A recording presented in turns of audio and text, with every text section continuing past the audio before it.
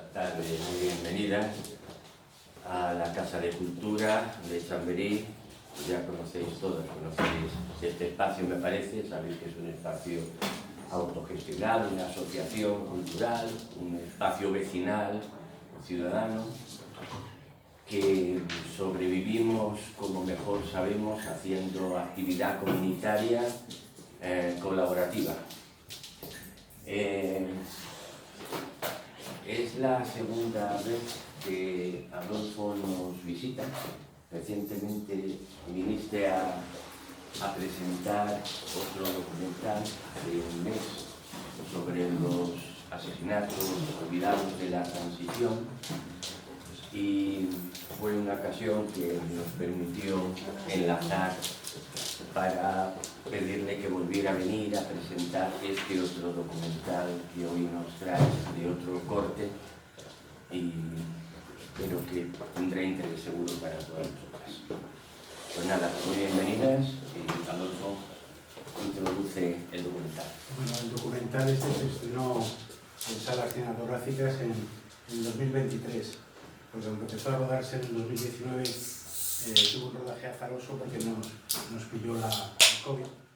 Luego a mí me pilló la vacuna AstraZeneca, hospitalizado durante 6 meses, y bueno, hay muchas vicisitudes que vienen a cuento, porque lo fundamental es que se ponga en pantalla. Aquí se pasó en las mejores salas, pocos días, porque se pasó los jueves en varias salas de estreno, y luego también se pasó en las mejores salas de cine de muchos sitios, Barcelona y todas las provincias, y curiosamente sigue permaneciendo. Yo vengo, la semana pasada estuve en Sevilla, en Écija, en Córdoba y en Granada, donde se pasó la película, y parece ser que al público que lo ve le gusta, luego a vosotros no, pero bueno, aquí estamos sometidos y luego vendrá el coloquio para ello. En el sentido de esta película documental, que es un documental un poco, no es un documental al uso de que nos hablen expertos que saben que efectivamente han hecho cosas muy interesantes y tal, sino que la pretensión es que fuese el propio poeta el que a través de que nos hablase directamente. ¿Por qué? Porque sin intermediarios yo creo que la emoción es superior, y aparte te obliga a crear un lenguaje cinematográfico un poco más específico. Afortunadamente, Cernuda, que era muy fiel seguidor de Eliot decía que había que separar la obra, en un poeta tenía que separar la obra de la realidad que vive. Afortunadamente, por medio de lo que fuese, Cernuda no le hizo caso, y entonces la obra de Cernuda, como él no dice, no pudo separarla del hombre que sufre, y entonces a través de él se reconstruye prácticamente sus motivaciones y su biografía. Luego tiene Ognos y otros libros, literatura, etcétera, donde va reconstruyendo todo eso. A través de eso compuse un documental con un punto de vista diferente a los más usados, al lenguaje más usado, y que lo cual no quiere decir que los otros no estén mejores o estupendos, pero este es diferente, es un reto, ¿no? Y fundamentalmente está basado en 3 cosas que creo que son universales para el ser humano, que es el tema de la mirada hacia los semejantes, tan necesitada ahora en este mundo tan individualista que ha impuesto el capitalismo salvaje, donde no miramos alrededor, aunque como ocurrió ayer, es verdad que esa sociedad responde mucho mejor que lo que los poderes fácticos dicen, o sea que hay mucha más solidaridad que parece si se mira al de al lado. Por una parte, la mirada de los semejantes, que está en Cernuda, se plasma en las misiones pedagógicas y en el compromiso con la República. Por otro lado, el tema del amor y el desamor, en su sentido más profundo, independientemente de que fuese heterosexual o homosexual, como en el caso de Cernuda, en la sociedad que le tocó vivir, pero que llega a lo más profundo del ser, de las entrañas, ¿no? Y por otra parte la soledad, que yo creo que es una cuestión que está también muy en boga en estas sociedades, y esos son los 3 ejes que mueven la película, ¿no? Y por otra parte quería añadir que también está tomado de una cierta proximidad, en el sentido de que siempre consideramos a la generación del 27 como puesta en un pedestal, ¿no? Alejado y tal, y los poetas no están en un pedestal. Los poetas del 27, o otros poetas como Óscar sabe mucho de ello porque su tío Carlos Álvarez fue un excelente poeta. Son personas cotidianas, muy cercanas a la realidad, simplemente que tienen una sensibilidad especial para que aquello que nosotros, que nuestra mirada ve sin más, ellos ven esa mirada mucho más profunda y de hecho sacan las conclusiones. Y eso es el eje de la película, y luego, para bien o para mal, estoy dispuesto, tanto si es para bien como para las críticas que haya, a responder a vuestras preguntas. Muchas gracias.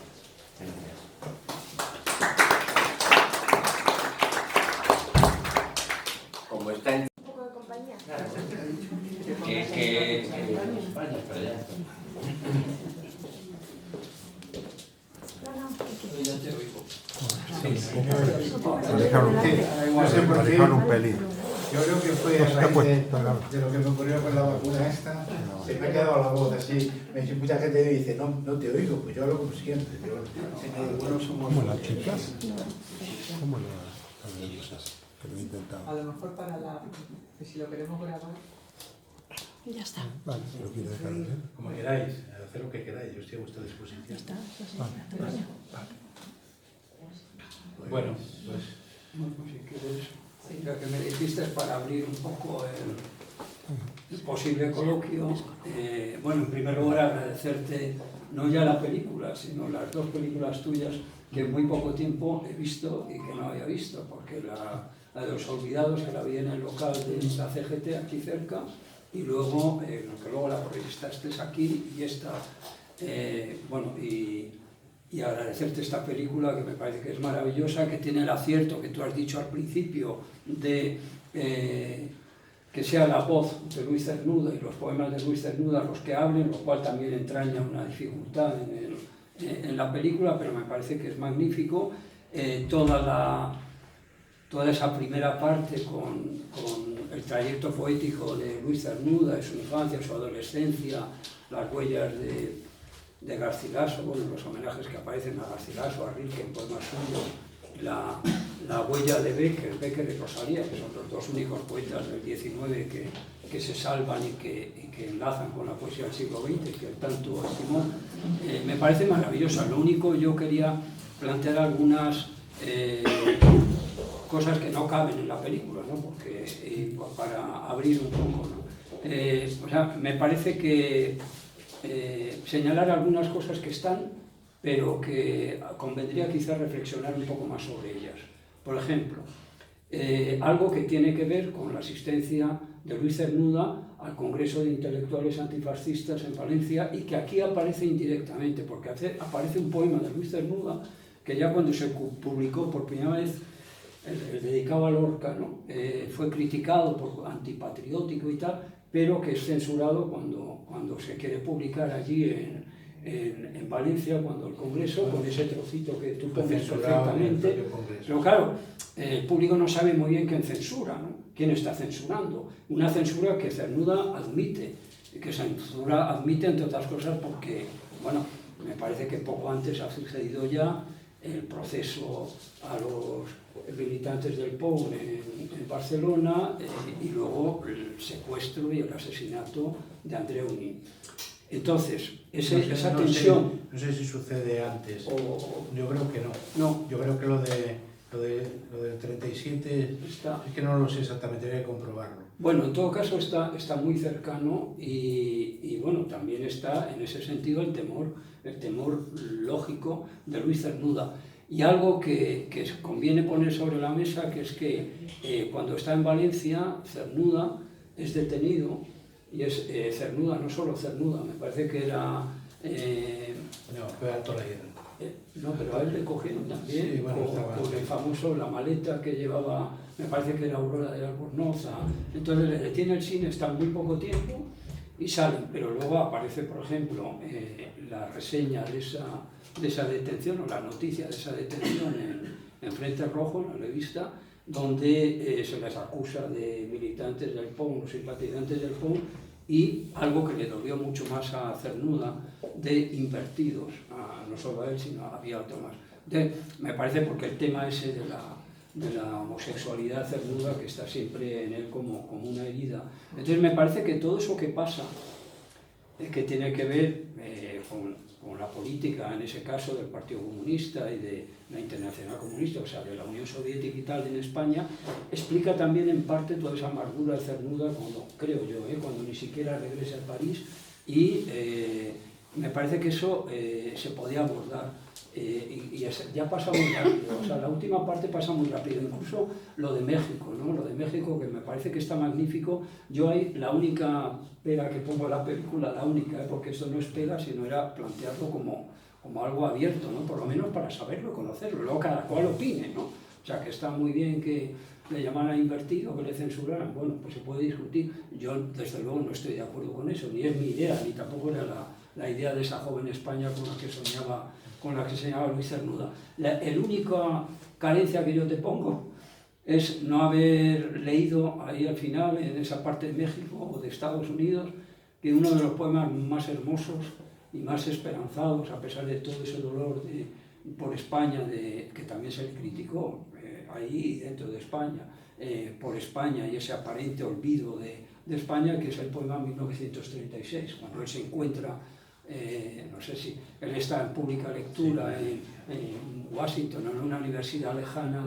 y se le aparece un antiguo brigadista, antiguo miembro de las brigadas internacionales, y ese poema de Cernuda me parece que es de lo más hermoso que hay, hecho por alguien que está además profundamente dolido por lo que ha sido toda su vida, lo que él considera que han sido una serie de desprecios, y luego también por el propio discurrir político, ¿no? De lo que fue la guerra de España y luego el exilio, ¿no? Pero vamos, era lo único que me digo, lo va a poner al final, pero no lo pones. No, vamos a ver, es que la película dura ya hora y media y es todo, es poesía y cine. Yo creo que el lenguaje de la poesía y el cine sí tienen, a pesar de que muchos lo ponen, yo creo que sí es muy complementario y tiene mucha concisión.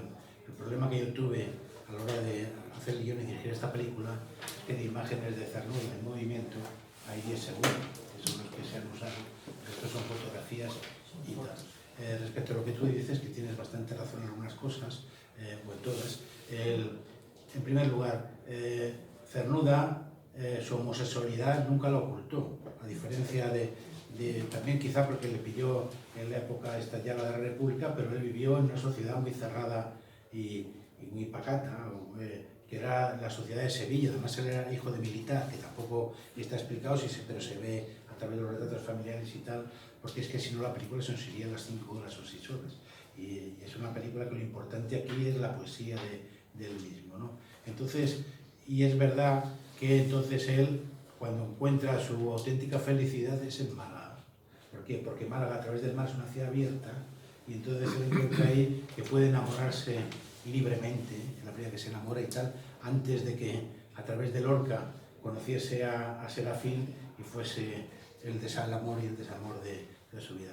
La película, respecto a lo que tú dices, que es verdad, vamos a ver, hay una cosa que sorprende mucho, porque ahora como se oculta constantemente todo, en todas las series y tal, parece que estamos volviendo hacia atrás y que la palabra comunista está proscrita. Entonces, cuando se habla de la transición, parece que los abogados laboralistas no eran comunistas, del PC de otros grupos, o anarquistas, o socialistas, o tal, cuando no sé qué tal. Entonces, ahí hay una fotografía que es importante, la cual no está Lorca, pero está, digo, no está Cernuda, pero está que es cuando salen todos con el puño en alto. Claro que esa generación eran todos muy cercanos al comunismo y al Partido Comunista, digamos, por una sencilla razón. Eran gente con la mirada puesta en sus semejantes, en un país muy atrasado. Es verdad que muchos de ellos venían de clases altas, pero Miguel Hernández no era tan pobre como se dice, pero no venía de otro tipo de... Tenían una mirada sensible a los demás, querían cambiar el mundo atrasado, pobre, y con esa diferencia tan grave de clases que ven en Andalucía entre los latifundistas y los pobres campesinos, y entonces estaban muy cercanos. Claro, y de repente dice que es que hay que ver el contexto de eso. Solo hacía 10 años, escasos años, que habían llegado las noticias de que en un país llamado Rusia los obreros habían tomado el poder y habían creado una sociedad sin clases y diferente. No se sabía todavía nada del estalinismo, porque el estalinismo se empieza a manifestar en mayo del 37, cuando el Stalin, que a mí me parece, no quiero entrar en discusiones políticas, pero una de las personas que más se cargó en la utopía posible, el comunismo, la utopía comunista, con esto se cargó a su propia gente. aquí en España, claro, es decir, el único país que ayudó a la República a nivel de armamento, etcétera, fue la URSS a través de Stalin, pero impuso sus historias y tal. Y es verdad que lo de la diatriba entre ganar la guerra y luego ya hablaremos de revolución, ganar la guerra, y la otra que era hagamos la revolución para ganar la guerra, enfrentó a dos posiciones comunistas y también libertarias, pero fundamentalmente comunistas, porque aquí parece que cuando se habla del POUM parece que no era comunista. El Partido Obrero Unificador Marxista era comunista, tan comunista como el PC u otros. Y hubo ese enfrentamiento y tal, pero yo no sé si eso lo influencia. Cernuda estaba, si no llegó a militar, que eso no se sabe, seguramente sí, en el Partido Comunista, como Lorca cuando dicen que le mataron porque era homosexual, no, me mataron porque era homosexual y porque era de izquierdas, ahí está García Lorca y tal. Es decir, que aquí lo que hubo fue un golpe de Estado de los militares porque las clases pudientes no aceptaron que las clases populares votasen lo que no debían. Y eso es así, o sea que no fue Franco sin más, sino que tal. Bueno, en todo ese contexto. Y lo que le ocurre a Cernuda, es verdad que ya hay bastantes sectores de la intelectualidad, incluido el Alto Laguirre, que por cierto supongo que aquí conocemos el tremendo poema que escribió a la muerte de su hermano, que luchaba en el bando nacional, porque Alto Laguirre, muy comprometido con la República, tuvo dos hermanos que lucharon en el bando nacional. Entonces, Cernuda, a partir de la censura esta, de su verso, de ese lado tan reaccionario que tenían los grupos también de comunistas respecto a la libertad sexual de las personas, y que se mantuvo durante mucho tiempo, porque en los años 60 o 70 también existía, ¿sabes? O sea que, bueno, sabemos, o por lo menos existía, no entre algunos que éramos militantes, pero yo veía militantes ortodoxos que respecto veían a un camarada o compañero homosexual y decían que eso era una degeneración. Bueno, y había grupos políticos de izquierda que decían que era una generación pequeño burguesa y hablaban de islas y de organizaciones. O sea, no voy a mencionar esos grupos que eran grupos estalinistas. Yo afortunadamente no milité en grupos de izquierda autodenominada revolucionaria, pero no eran estalinistas. Pero bueno, el caso es que cuando censuran a Cernuda, claro que se aleja de ese comunismo ortodoxo como se alejaron otros y tal, porque no entendían que esa utopía revolucionaria se convirtiese en una represión. De todas maneras, el que lo hizo, que fue un miembro del Comité Republicano, los que estaban y tal, que creo que era miembro del Partido Comunista, algo así, lo que hizo fue equivocarse totalmente. O sea, fue una decisión suya, propia también de la sociedad de la época, donde la homosexualidad se veía como una cierta degeneración, ¿no? Y entonces era esa mentalidad que tal. Y entonces Cernuda sí se separó mucho. Pero yo no creo que Cernuda no volvió a España, no por eso. No volvió a España porque estuviese desencantada con esa utopía revolucionaria. No volvió a España porque como él dice, España ha muerto. Hay una escena que pasa, porque claro, es que si no la película se va a 8 horas y no la ve ni Dios.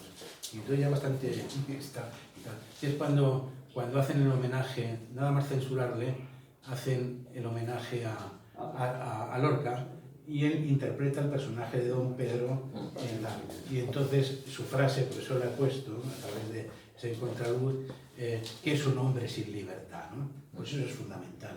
Y hay personas que siempre hemos pensado dentro de la izquierda que la única revolución auténtica, de verdad, comunista, tal, tiene que ir unida a la libertad.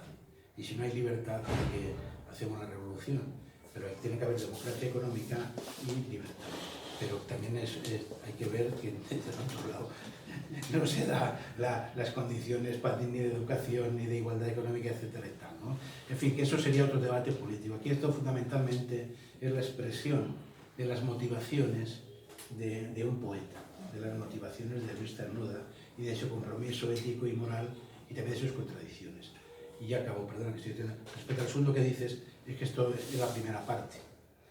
La segunda parte es otra película que es muy interesante, que es Cernuda en el exilio, donde a él ahí además le salen también, aparte de todo eso, aparte de ese poema que efectivamente es maravilloso, pero que no corresponde a esta época, porque esta película acaba cuando se va al exilio.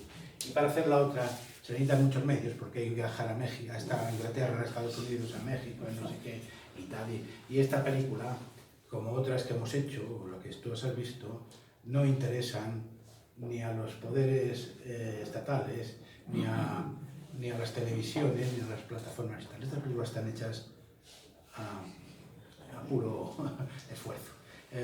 Lo cual no pasa absolutamente nada, porque a través de eso tienes libertad para contar lo que quieres, equivocado o no, y luego para eso está el público, los espectadores, y tienes esa independencia que de otra manera no la tienes, porque ahora se ha establecido, yo tuve la suerte de hacer muchas cosas para las televisiones públicas, y había una libertad, te pedían libertad de creación, pero ahora hay muchos filtros, y hay muchos, como diría yo, es que no quiero meterme con nadie, pero productores ejecutivos y entonces te arrancan 5 hojas de un guión sin leérselo, cosas de estas y tal. Y yo estoy ya mayor para esas cosas. Y entonces prefiero hacer estas cosas porque al final da igual el presupuesto que tengas o no tengas. Pero lo único que importa en el cine es lo que se ve en la pantalla.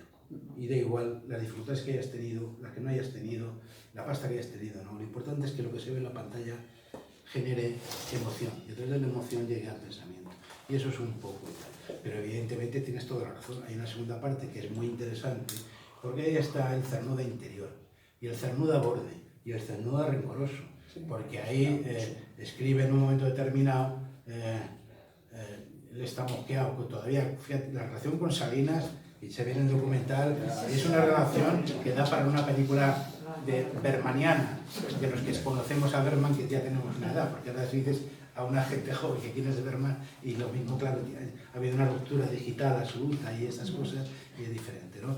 Pero entonces ahí escribe la literatura española contemporánea Cernuda, y a Salinas y a Guillén lo resume en un parrafito, y también con Emilio Prados, que eran amigos, con Masau, que eran muy amigos, pues Masau, bueno, tiene un par de epitafios, sobre todo uno que realmente es terrible, o sea que se amaban, pero eran como somos los seres humanos, o sea, tal, por eso digo que no hay que colocarlos en un pedestal, pero ahí sí sale, y luego el Cernuda no tenía posesiones, él iba con su maleta y murió en casa de Concha Méndez, de Alto Laguirre, la hija de Alto Laguirre, vivía en un cuartito y tal, nunca tuvo ni aspiró a nada.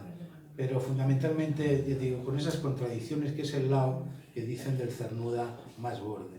Ramón Gaya, que era íntimo amigo suyo, lo cuenta perfectamente, que por cierto quiero agradecer, y hay que defenderlo, igual que hay que defender con entidades culturales como la vuestra, con todo el esfuerzo que hay, lo que hacen las fundaciones, que están ahí como olvidadas. Esta película, ellos sí que han puesto mucho. Han puesto toda su sabiduría y todos sus archivos, todo lo que hay aquí es original. No hay una palabra ni ninguna cosa que no sea absolutamente real. Digo porque eso es fundamental cuando tienen problemas ahí. La Fundación Ramón Gaya tiene problemas. Bueno, pues iba a contar la anécdota de Ramón Gaya.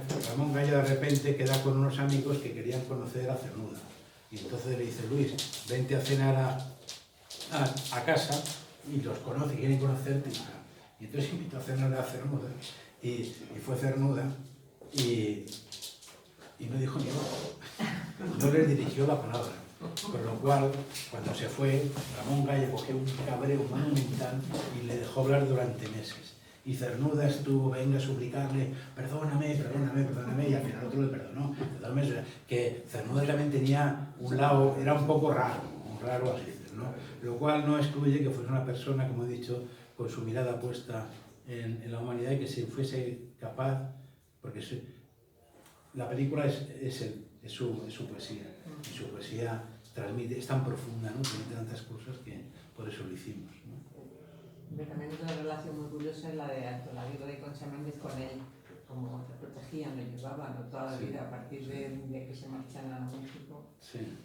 Sí, luego Cernuda pudo volver en un momento determinado, porque Cernuda es verdad que fue olvidado, simplemente lo ponen en la revista La Caña Gris y el grupo Cántico de Córdoba, Cela a través de Gil de Viedma y tal. Pudo volver, pero Cernuda no quiso volver mientras estuviese la dictadura. Alto Laguirre sí volvió, y de hecho se mató volviendo al Festival de San Sebastián, la película, ¿no? En fin, Lo que sí queda claro en la película es, lo cuenta muy bien, la voz que da, la voz del final, joder, cuando dice lo terrible que es del exilio, ¿no? Sí, porque hace unos años una fundación dependiente de un grupo político me llamó para hacer un documental sobre el exilio. Los que me llamaron no tenían muy buena intención y tal, pero luego los cambiaron, los responsables de la fundación esta y tal. Y yo había escrito un guión que también había metido, que también puede ser un poco origen de esto, hace bastantes años. Y claro, todo el drama, un poeta, todo el drama del exilio. Y entonces me lo tengo escrito, me comunicaron que no se trataba de eso, que no estábamos en época de recordar, es decir, que lo que debe contar era la España maravillosa y alegre que es ahora, y lo bien, y que gracias al exilio, estos escritores, poetas, científicos y tal, habían encontrado países de acogida, y entonces habían propagado la cultura española y ahí pudieron desarrollar su obra.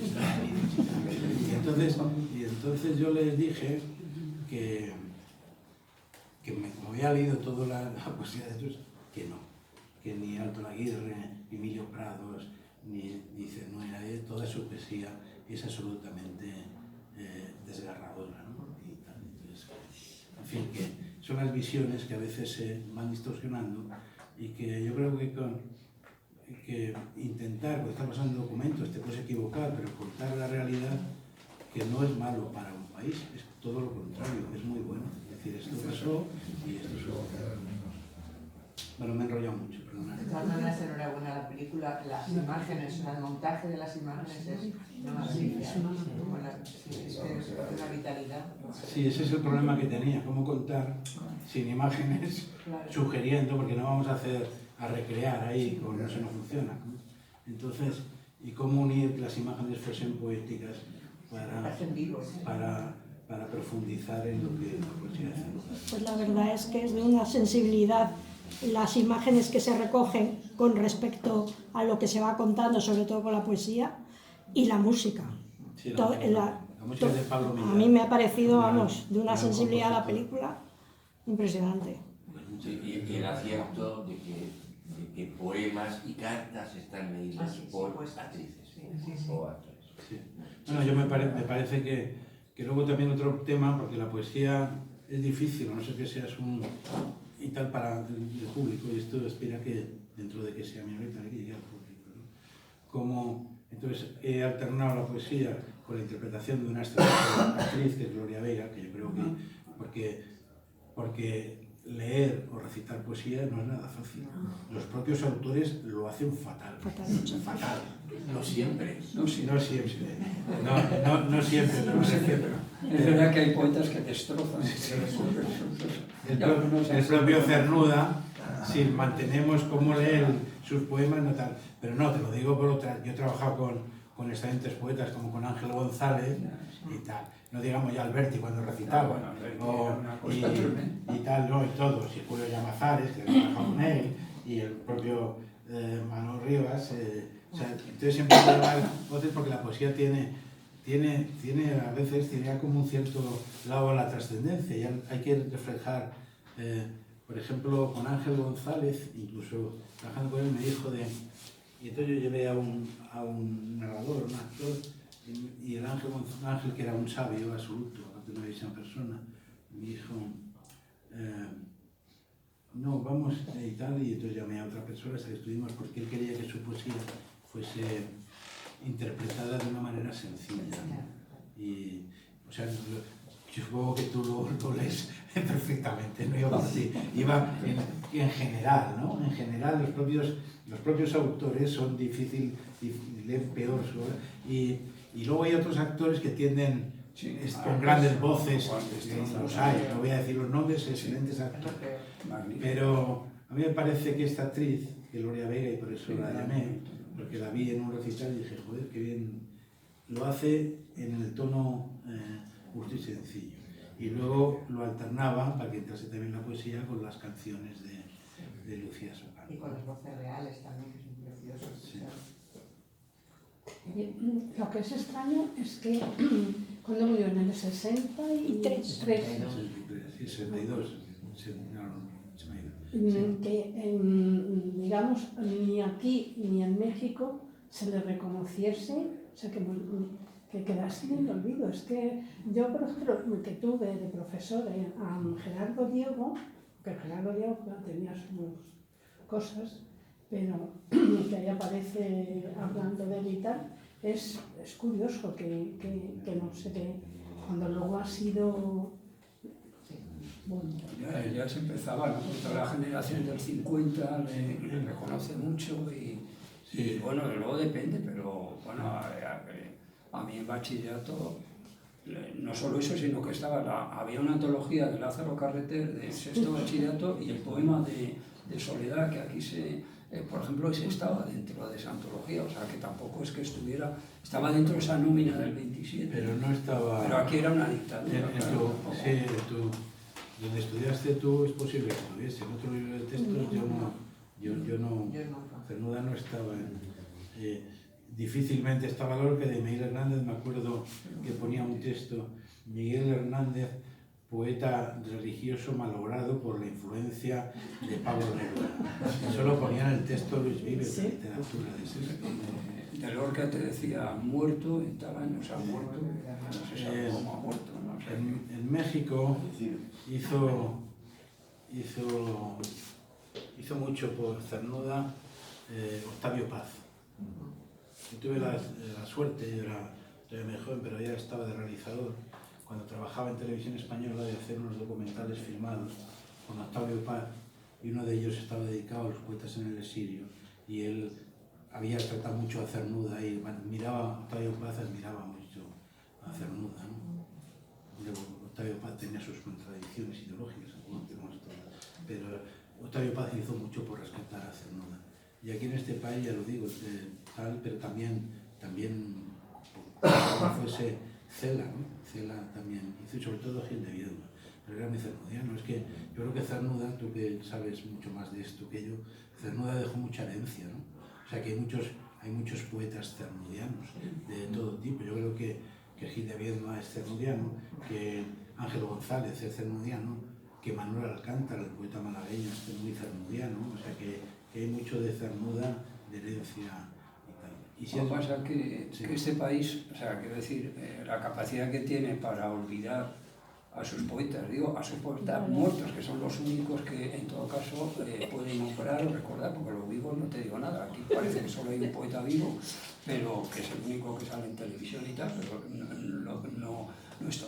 Pero, y hablando de ausencias, esta es dolorosa, la de Cernuda, lo fue la de Max Out también. Max Out se había editado en Gredos un librito, una colección que dije a Damaso Alonso, de mis páginas mejores, que es una maravilla, donde viene el cuento del cojo y el de limpiabotas del Padre Eterno, que es de los mejores escritos sobre la guerra civil, pero era lo único que había pasado así de Matute. Cuando vino, tuvo unos actos como la librería Cultar, que estaba al lado ahí en Quevedo y tal, con gente que fue a verle, pero poquísima gente, y él escribe su viaje a España y se siente totalmente olvidado por la gente y tal. Pero hablando de ausencias, hablamos del exilio y a eso afortunadamente ahora se está recuperando, pero hablemos también de las mujeres. Lo que ha escrito María Zambrano sobre el exilio, tan maravilloso. María Zambrano, que en Francia sería, bueno, una filósofa de absoluta referencia. Aquí, como parece que sobran filósofas,